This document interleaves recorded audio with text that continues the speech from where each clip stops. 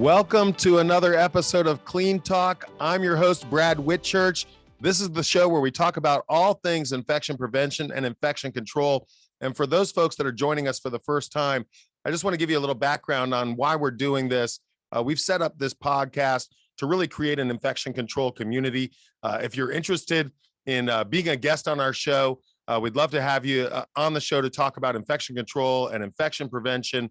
And we really want to make this a community effort. And so we've got the chat and the questions open, and we're going to try to make this a communal opportunity here today as we tackle the tough issues around infection prevention. And the reason we do that is because it's an important issue, and we believe that we can make a meaningful, measurable impact. The CDC estimates that as many as 70% of hospital-acquired infections can be avoided, and we want to contribute to that solution. That's why we have Clean Talk, and I'm very excited today. We have a very special guest. Our guest today, Dr. Norman Horn. Dr. Horn got his PhD at the University of Texas and did his postdoctorate work at MIT. Dr. Horn is an expert in chemical engineering and in ultraviolet radiation. And that's right, folks, it's a science episode. We're here today to talk, get ready. We're here to talk about all things UV. Dr. Horn, welcome to the show. Thanks, Brad. It's great to be here with you.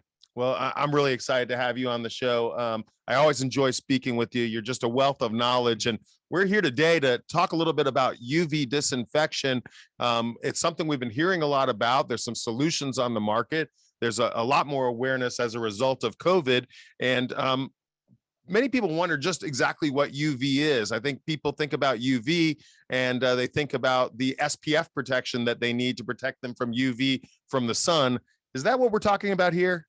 Well, not exactly. We'll get into a little bit of exactly what that means and when we talk about UV disinfection and what part of the spectrum we care about. But I kind of want to start with just a very interesting little tidbit here. And that's why are we even now kind of getting interested in UV in the first place? For the most part, UV disinfection is kind of the hybrid of three different fields at once. And I think that's kind of what makes it sort of just unusual for a lot of people to approach from the outset. And it's because, first of all, we're dealing with biology. So we're dealing with microorganisms and stuff that a lot of folks in, say, physics don't deal with. But we're also talking about the physics of light and photochemistry. And that's something that biologists don't always deal with very often. But then also we're talking about a very specific type of application, disinfection. And that means we're talking about application development, and that's more in the realm of the engineering side. So this is kind of the hybridization of multiple fields at once. And that's why it, in many respects, is kind of a nascent field. It is still something that is an active field of research for a lot of people across academia and across industry. But so what we really need to get into then is, well, what is UV in the first place? So we're going to first shine a light on that for us, if you would, please. We'll throw some light on that. So let's I've got some slides prepared for us today. So let's Pablo, if you please throw up the first slide. We got a poll here. We have a poll for everybody. So as has been noted, we like UV puns in this industry. So think about how many you think we might get across in this show. And let us know. Oh, goodness. 222. Good answer. But we'll get into that. But let's talk a little bit about the UV spectrum, or the electromagnetic spectrum, and where UV fits into that. Most of us understand UV in our daily life as something that, well, you get sunburned from. And you put sunblock on in order to protect yourself from the UV rays of the sun. But the fact is that what we use in UV disinfection in healthcare is something that is not present in the energy that we get from the sun that reaches the earth. And so let's kind of delve into that. The visible light spectrum, that which we can see with our eyes, is from roughly 400 to 700 nanometers. And that's how we measure light, is in wavelengths. You can also measure it in energy, but we'll talk mainly in wavelengths today. 400 to 700 is what we can see. Below 400, and really between 300 and 400, is what we'll start talking about as the ultraviolet range. Now, UV light is not something you can really just see. You can sometimes use certain equipment to visualize it, but what you're really doing there is you're just converting it into some other, adjusting the wavelength in a way that allows you to see it better. But wait a second now, Norman, I have to stop you there. If it's in the invisible light spectrum, why do they call it ultraviolet? Okay, well, good question. So, some of our listeners here will probably remember from their schooling the acronym Roy G. Biv. I think I remember this from Schoolhouse Rock, but I may be incorrect on this. I certainly might have heard it on like We're Bill gonna look that Nye up. or I don't know, whatever. We'll figure that out. But Roy G. Biv is how we remember the spectrum, and that starts at the other side at around 700 nanometers, with R standing for red. And if we keep going up in nanometers, so greater than 700, which is why we hear about infrared, and then Which is beyond, also invisible spectrum. yeah, we can't see that really either. Gotcha. And then microwaves and far beyond that and whatnot. But when you start going the other direction, okay, what's beyond red is orange. So red, RO, then red, orange, yellow, green, blue, indigo, violet. And violet is kind of where 400 starts. So when we go beyond that 400, deeper than that, that's what we call it ultraviolet. Oh, so it's beyond violet, yeah. Ultraviolet. I got that. Thanks for clearing that up for me. Oh, and then when you get beyond ultraviolet, of course, you start reaching into things like X-rays and whatnot. And so we have all sorts of different, wavelengths that we experience on our day-to-day basis. But what comes to us from the sun and what we experience on the Earth's surface is really filtered by our atmosphere. And so what we call the UVC part of the spectrum which is the germicidal portion that we're talking about, that is filtered out from the ozone layer and whatnot. And so we don't get any of that from the sun. And it's a good thing too, because what actually is happening when you irradiate a microorganism or even just your skin with UVC light, which is the 200 to 300 nanometer range. So again, 300 to 400 is the beginning of ultraviolet range. 200 to 300 is what we kind of term the germicidal range, and we call that UVC. And so that UVC radiation in that germicidal range is what is being used now for disinfection. Yeah. And can you talk a little bit about the difference between disinfection and sterilization, and what type of what level of disinfection or sterilization are you getting with UV light? So the difference between sterilization and disinfection is kind of on a spectrum here. We can even go like kind of simpler and say like you can do kind of cleaning and you can get rid of gunk and stuff on a surface. But if you're trying to, really get rid of all kinds of microorganisms, anything that's on a surface, you need to do something called sterilization. That is defined as removing everything. And they even have things like sterilization assurance levels to talk about how good that is. In between that, in the spectrum, would be disinfection. And that's where you are removing or killing, inactivating some percentage of the microorganisms that are present on the surface due to some type of intervention, whether that's chemical or, in this case, radiation. So when people talk about UVC disinfection, that's actually using the efficacious part of the UV spectrum to kill pathogens. Is that accurate? Well, sort of. What we actually term in the industry is we call it inactivation. And the reason for that is specifically the mechanism of the kill itself. The inactivation that occurs when we shine UV light at a microorganism happens at a genetic level. What's going on there is, and we have a slide for this too. We'll go to, I think it's the third slide, Pablo. It should show the DNA strand. And what you'll see in this slide is that the DNA strand on the left shows a variety of different base pairs that make up the DNA. And there's a couple of different base pairs that can actually dimerize together in the presence of UV energy when they've been excited by that energy. And dimerize means they fuse together. Got it. And what happens, like literally what's going on there is you're breaking apart portions of that DNA and rendering it incapable of replication anymore. And so then it naturally dies off because it can't replicate. So that's why we say it's inactivation rather than strictly speaking a kill. Although in the industry, people will talk about it's a UV kill and whatnot. But if we want to get real deep in that science side, yeah, we call it inactivation because now it cannot continue its process of replication and infection at that point. So it'll just die off.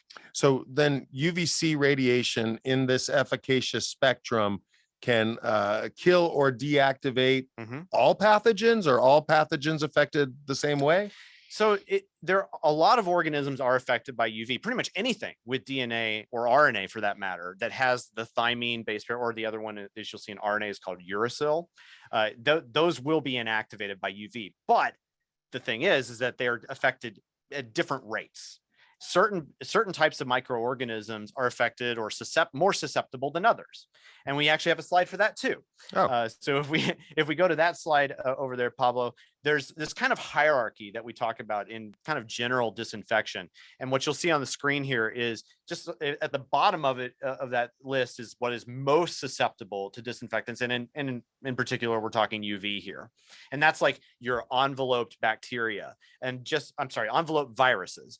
And then just above that are like your vegetative bacteria. And it just gets progressively more difficult to disinfect with UV, these other microorganisms. And so what we often care most about are the things that are most prevalent in, say, a hospital environment, things like, SARS-CoV-2 or MRSA, even up to spore producing bacteria such as Clostridioides difficile, C. diff, and other things like that. But it's really interesting because, bacteria take more UV energy than certain envelope bacteria, envelope viruses to disinfect them. And it just is kind of a phenomenon of nature. And so there's a whole host of literature that's available in the open literature and scientific journals and whatnot that document the level of fluence or the dosage of UVC necessary in order to kill these microorganisms. Now, there's something kind of interesting there that we probably want to note. I just want to ask you one thing, Okay. though, because you mentioned COVID, Mhm. and we all have COVID on our minds, Yeah, right? We're that's living true. in the COVID world. Can UVC radiation be effective against COVID?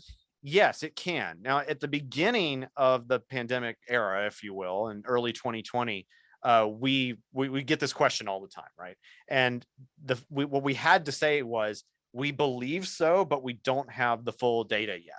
And that came from our experience with disinfecting or inactivating other envelope viruses, of which SARS-CoV-2 is of the coronavirus family, we all know. And it is well known even that SARS-CoV-1, the virus that was part of the pandemic of 2003, roughly. Anyway, that one was obviously a horrific virus that killed over 800 people, but it was a different sort of situation. But we knew that UV could kill SARS-CoV-1. We knew that it could kill other coronaviruses. We just didn't have the data. That being said, we now have the data. So that's been studied across multiple universities, multiple labs across the world, consistently showing that, yeah, in fact, it takes less UV energy to kill SARS-CoV-2 than a variety of other like bacteria that we really care about. Oh, yeah, definitely. This is vegetative and so fraction of the energy. The whole world is concerned about COVID, but we come from the healthcare environment where we're concerned about hospital-acquired infections. You mentioned staph, you mentioned C. diff. These are the things that the hospitals pre-COVID, post-COVID, they're fighting this every day. And in fact, the statistics show that for the first time in a long time, hospital-acquired infections are on the rise during the COVID era. UVC is a potential disinfection solution for this? Yeah, it sure can be. It depends on, again, like where are you trying to make your biggest effect, and like how are you trying to apply it? And so that's been a big topic across the industry. Is like, how do we best implement these types of technologies in the hospital environment in order to get best patient results? Well, talk a little bit about that. How is UV light being used today to help address these pathogen issues? So there are a number of neat applications that are available, and a few that people will probably be aware of, especially if you're already in the hospital world, are things like whole room disinfection, where we might call them UV robots, and they'll put them in a room. They'll make sure that nobody's inside, because of course we want to make sure that UVC light that they're emitting doesn't touch another person, and then they'll disinfect the entire room. Just turn it on, let it go for 45 minutes, an hour, something like that, and disinfect the room that way. So that's one way you see it. There's another way you see is in air handling. The usage of UV in an air handling system and to disinfect air is becoming more in vogue again. And that's a fairly new development. We've definitely seen that on the rise. The other one that you see is smaller device disinfection, where you, instead of having whole room or some type of offsite implementation, without not in a room but in a system like that, instead it's stuff like you'll see little boxes on tables that disinfect phones, or using, you can even get these for your, some of them for your house. So you can see them commercially available, where you can disinfect your phone or disinfect small objects. And then there's, of course, there's different levels of those types of devices and different appropriateness of those types of devices for different folks in different industries. So a lot of applications in use today. When you talked about the whole room disinfection, you mentioned, well, we want to make sure that everyone has left the room. Are you implying that there can be damage to people that are exposed to this UVC radiation? Yeah, in fact, that's part of what makes it kind of a challenge to implement at times. In the same way that we don't want to have, too much exposure to sunlight in general with the UV that can give you a sunburn there. We don't want to have any exposure to UVC, because in the same way that we were talking about how, you get this inactivation effect on bacteria because it does genetic damage, that can happen if you get too much UV on your skin. And that's, and also it can affect your eye and your retina as well. So it's very important to use proper safety measures when you're using UVC at all. And that's actually like something that's kind of unfortunate. Like, while we have seen the rise of UV technology more for consumers, even at the consumer level beyond just hospitals, it is not often accompanied with good safety measures. And that can be a problem. We do not want people to go out, buy whatever UVC that they can, and then end up hurting themselves with it. Right. So safety is paramount. Yep. Are there any other, is it the magic silver bullet, or are there any other drawbacks or risks associated with this type of UV disinfection?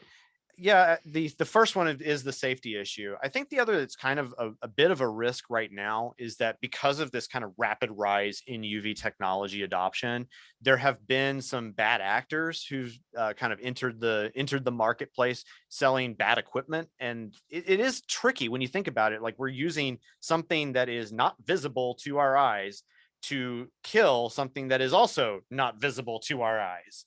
And that presents to us a little bit of a challenge for someone who is, say, in a consumer level that doesn't have the ability to just do the testing themselves and verify that stuff is working the way that they think, or they don't have radiometers to see, oh, well, this is actually emitting real UV light. We've seen, for instance, these UV wands that you sometimes see even sold at like Walmart and Target and whatnot. And it's funny because sometimes you'll look at them and like, oh, I turn it on and it's showing these little blue lights. Well, if it's emitting UV, it wouldn't be showing that kind of blue light from an LED. It won't be showing anything at all. The UV is not visible. So maybe it's a signal light, that's fine, but how do you know that you're actually getting something good out of that? So it's important to be able to verify that the company you're buying from is actually reputable, and that you actually have test data and whatnot in order to verify that you're actually doing what you say you're doing with it. And a successful UVC disinfection system does have some risks that can be damaging to your eyes, yep, to your skin. Yep. Oh yeah, and there's actually kind of one other risk too that makes the biggest difference probably in the hospital environment, because one thing we are doing when we're emitting a lot of UV into our environment is that different sources have different like emission profiles, if you will. They're emitting that UV light the UVC light in that 250 to 280 nanometer range that is the most efficacious portion against germs. But some sources are not always as good as others.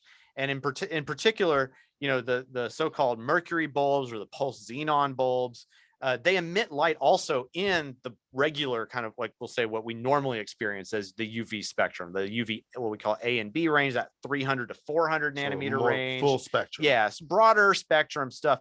And that has a different effect on materials involved too. So that's the kind of the final risk here, is that depending on your source, you might end up damaging some of your other objects and implements and equipment in the environment that you're trying to disinfect. Well, that's important. I want to come back to that, but I want to talk about some of the other potential limitations.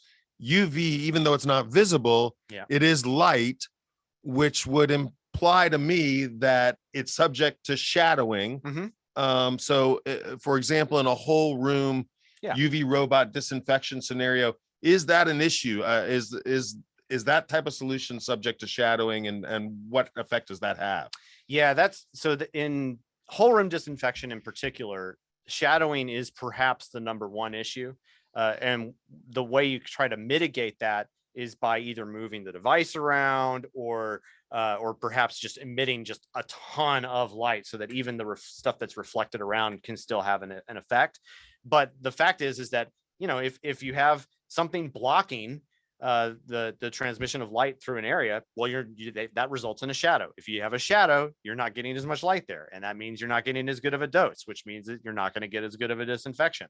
So that is you could call it a risk, yeah, and that's a big deal, especially for whole room disinfection, and it's also a design consideration for a lot of other types of devices and modular systems. So that can be overcome, as you said, by moving Yep. the light source around, so you eliminate shadows, and by using reflection to eliminate those shadows. Norman, what are micro shadows? I've heard the term micro shadows. What does that mean? Yeah, that's a less frequently used term, but it kind of refers to that. Typically, when we think about disinfecting a surface, we're thinking kind of hard, non-porous surfaces. Your surface of your table, or even a glass surface, or something to that effect. Those are hard. Those are not porous at all.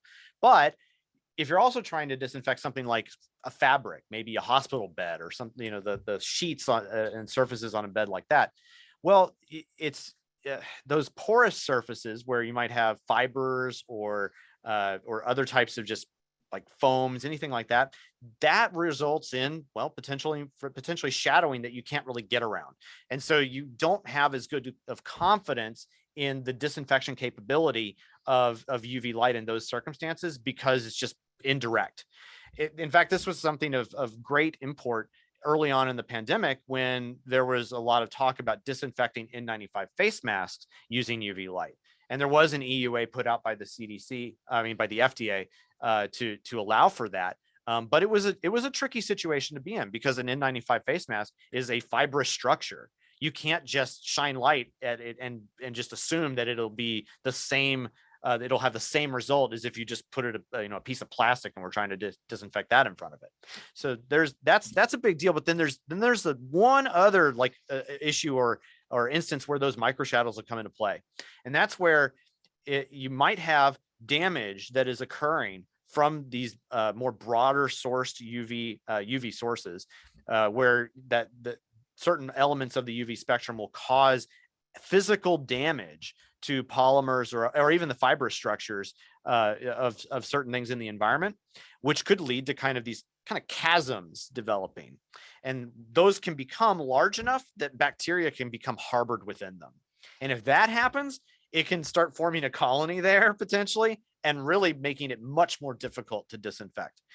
In the literature, there's even a term for this. They call it now the canyon effect, because relative to the size of a bacteria, a little bitty defect is the size of a Grand Canyon compared to like for us. So I think this is a very interesting topic. It's something we discussed on last week's show. I find this interesting. I want to make sure that I have this right.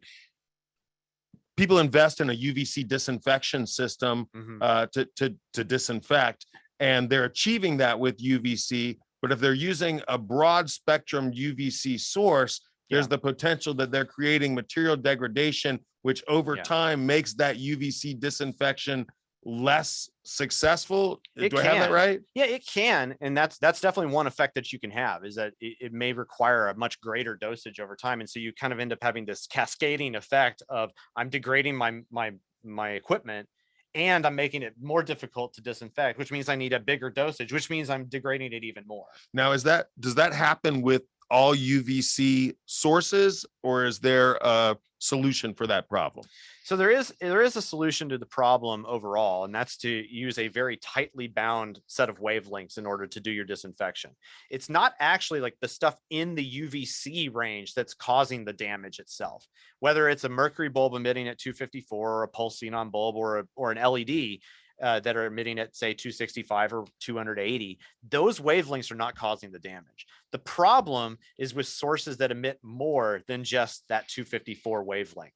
And that's where sometimes we find these mercury bulbs, for instance, where there is a big spike at that 254 emission, but there also are all these other wavelengths in between, say, 300 and 400 nanometers that are enough energy that they'll start causing that degradation, that damage. And so that's what's really causing it. You can eliminate that entirely by not using a source like that. that comes with its own set of challenges. LEDs are not inherently as bright or as highly emitting as these mercury bulbs or pulse-xenon bulbs, but you can sometimes account for that by just using a whole lot of them. But that can get expensive. So there are trade-offs that you have to go through in order to make a decision. So I think most people are familiar with LED technology now, light emitting diodes. They're used in a range of consumer and technology products, but I doubt many people are aware that there are actually LEDs within this UVC efficacious spectrum.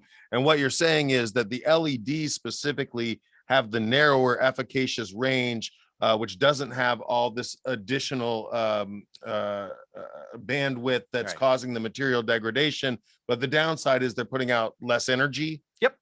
Yeah, that's exactly right. It's just like what you've seen, in the promulgation of LEDs for our visible light. We're now often replacing so many light bulbs in our own homes and offices with LED solutions because they don't consume as much power, and you can ultimately get as much light out of them as, say, our traditional bulbs. But we know that just from a one bulb to one bulb comparison, your incandescent bulb emitted more than your LED.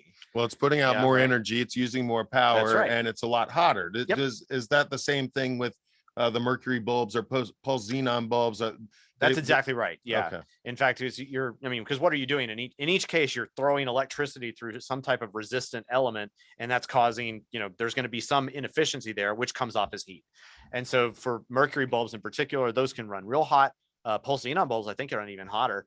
But LEDs are, even though they are not super high efficiency in their emissions, they do not emit a whole lot of heat, and it's invariably the case that people design around heat dissipation as part of their design considerations.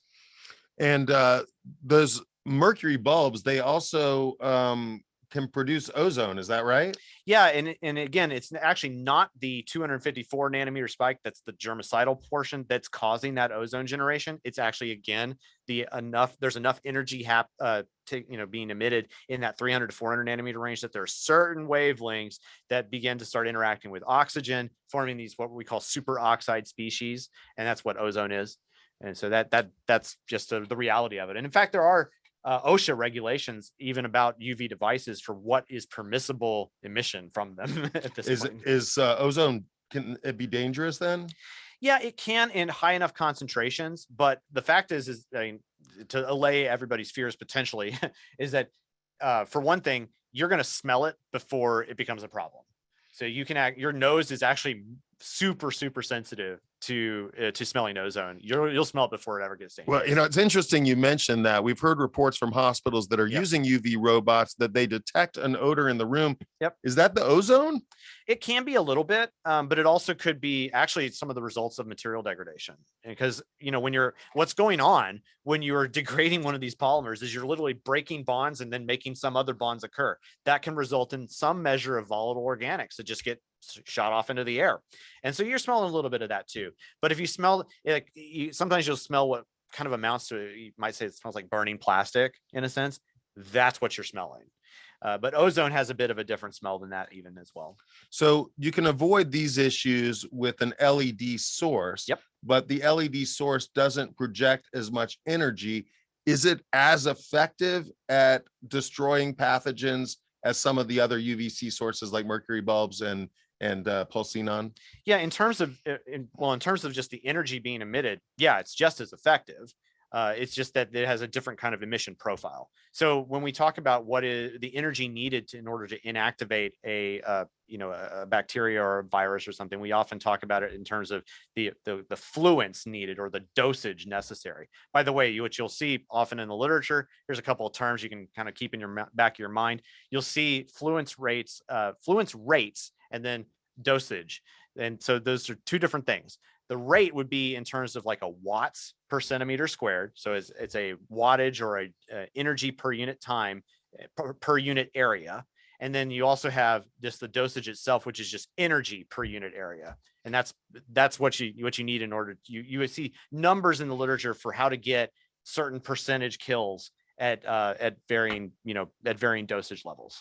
So let's talk about that. If the LED is putting out less energy, that means you either need more LEDs or you need it closer to the source, because there's a fixed amount or a finite amount of energy required for these different kill rates across different pathogens, right? They're not all the same, right? Correct. Yeah. And talk a little bit about that for our viewers, how we measure that that kill rate or the deactivation, as you call it. Sure. How's that done? Yeah. So the first way that people kind of think about it is in terms of like a percentage kill. So for instance, if you started off with 100 bacteria on a surface and you killed 90 of them, then you'd have a 90% kill rate. Okay. And then if you did that, if you were able to kill 99 out of 100, well, then you have 99% kill rate. Or if, for instance, you had 1,000 bacteria and you killed 999, then you'd be killing 99.9%. Now, the other way we talk about this is in terms of logarithmic kill rates. And so whenever you see like one log kill, 2 log kill, it's like putting another 9 on that percentage. So a 3 log kill is 99.9%, a 4 log, 99.99%, and so on. So you can kind of think about it like that. Those are the numbers that you'll see in the literature. And they have the studies that show the amount of energy, UVC energy required to kill a specific pathogen at a specific log rate, right? So, you know, if you want to get a log 3 reduction, for example, that it requires this much energy to kill this specific pathogen. And so then regardless of your source, I assume that's just more time or more proximity to get that energy level produced. Is that? So in the distance between the source and the, you know, the surface matters because, and really this kind of gets a little complicated, but radiation, when it's transversing a distance, drops off in energy at a rate of essentially the distance squared. So if it takes, you know, if you double the amount of distance, you need 4 times as much energy in order to, 4 times as much energy emitted from the bulb in order to get the same energy at the source or at the surface. So so when you get closer in proximity, it's easier for lower emission sources like an LED to get equivalent kills, and at least at the same amount of time. So if people are looking for an effective UV disinfection solution, what should they be looking for? What should they do? Well, I think the first thing you want to do is look towards reputable companies that actually do produce the data.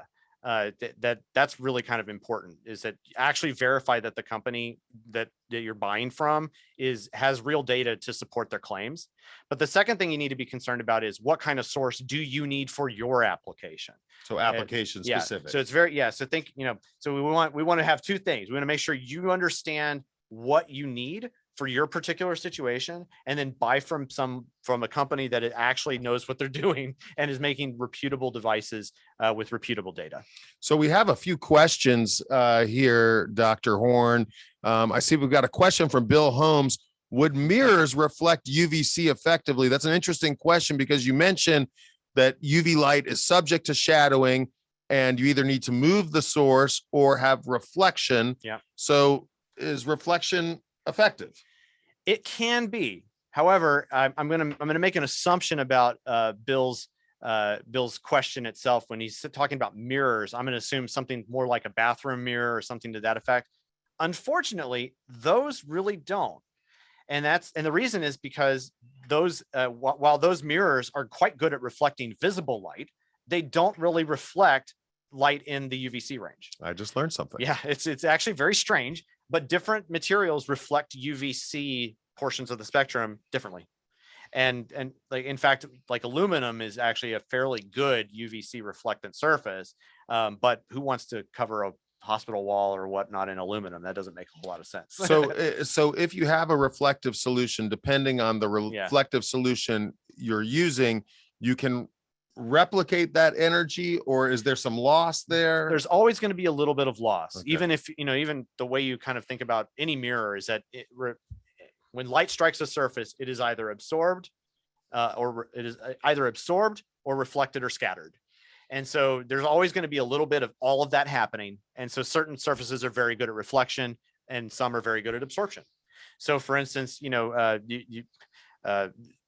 typical silica glass, for instance, the stuff that we put on our regular windows, is very UV is very UV absorbent. It does not allow much to pass through. So transmission, I guess, is the other way to think about it. Well, So, that's actually a great point, and it leads right into our next question from our friend Scott Fillion. Are there certain surfaces or substances that UVC LED light can pass through? And in fact, there is the best. The best stuff that we know of is pure quartz crystal, and even that is not perfect. It's on the order of, depending on the grade of the glass, you're talking on the order of like 95 to 98% transmissive. So there's still a little bit of loss even through the quartz at that point. But yes, that's the good stuff. Traditional silica glass actually doesn't reflect very well at all, or pass through it very well at all. Really, that's interesting. So, and again, I guess that comes back to the visible spectrum. So we can see through it well, where UV light does not pass well through glass. Very interesting. And then I guess likewise, can you have solutions that are UV resistant, but you can see through, right? That if they're visible. And a lot of good acrylics. So acrylic plates are often really, really good as UV shields. And in fact, even stuff that I've done in my own lab, I'll often use a UV shield to make sure that if I have a source that I'm using, I want to protect myself from, because I'm doing tests or whatnot. I'm going to always use UV resistant goggles or UV shields when you're dealing with UV, because it can be dangerous to your eyes. That's a good tip. Well, this has been a very illuminating conversation, Norman. Let me ask you this. What do you see for the future of UV technology? Is there anything coming down the pipe that our viewers should be aware of? Well, there's a lot of really interesting applications that are being developed. A lot of companies, of course, have now been newly incentivized to develop and look at new applications for UV. Market estimates suggest that even the growth in the UVC LED market alone is going to probably go on the order of like 10x in the next 5 years. Wow. And it's pretty impressive when you start looking at the reports.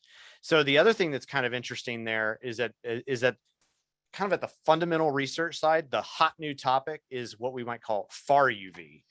And so that really refers to the portion of the UVC spectrum. Is that 222? Yes, that's what. So if you ever hear about the 222 nanometer movement, that's what we're talking about. And 222 nanometers is interesting. In fact, we don't know enough about it right now to really even say precisely what the full kill mechanism is. It's estimated, or it's thought that it could be just causing additional protein damage to the traditional way we think about just the the thymine and uracil dimerizations, causing genetic damage, causing inactivation in combination with proteins. But it's pretty wild. And what's interesting about it too is that for reasons that we don't fully understand yet, but we have hypotheses, it's suggested that the damage to, or the potential damage to humans is actually minimized at 222 nanometers.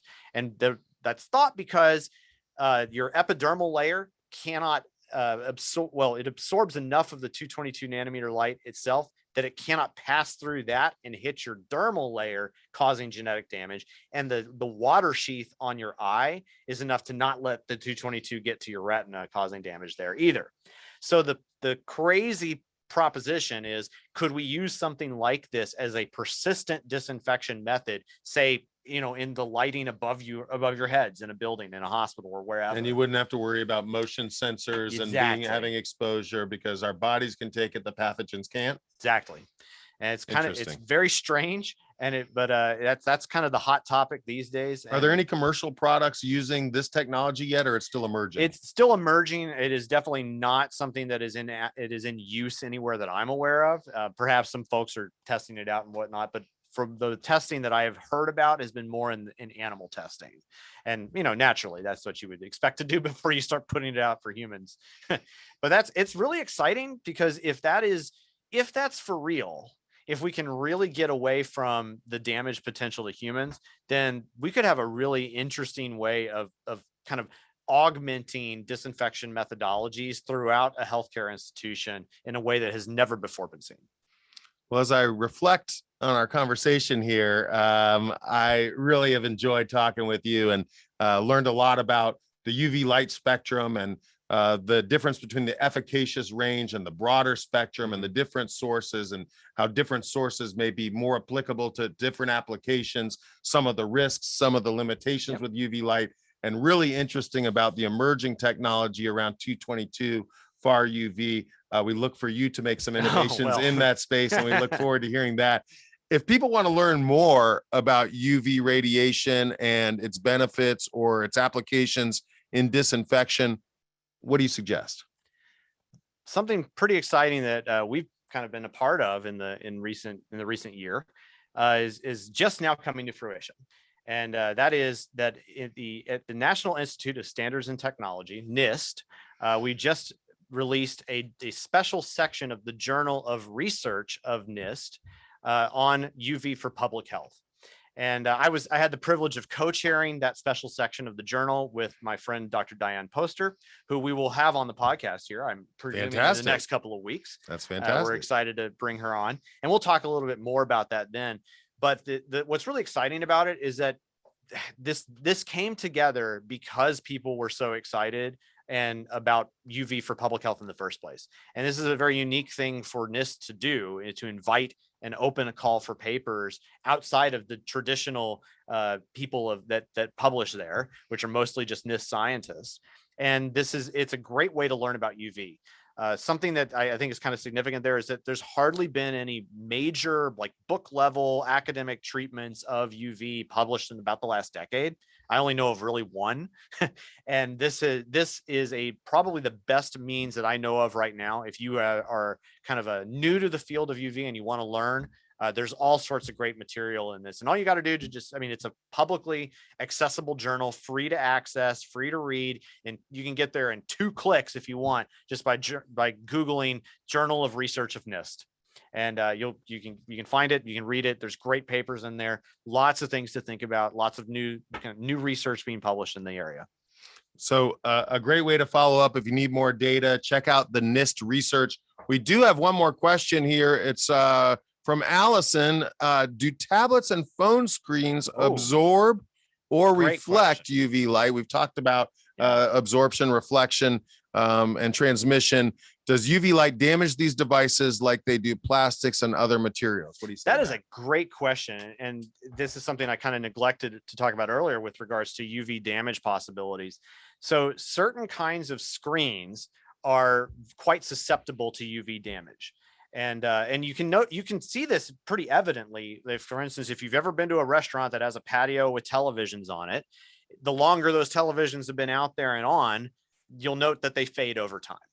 That is due to the UV light that they normally experience from the atmosphere, from the sun that's being, the 300 to 400 nanometer range, that it's absorbing and then causing damage to those LED type screens. So usually organic LEDs or OLED screens.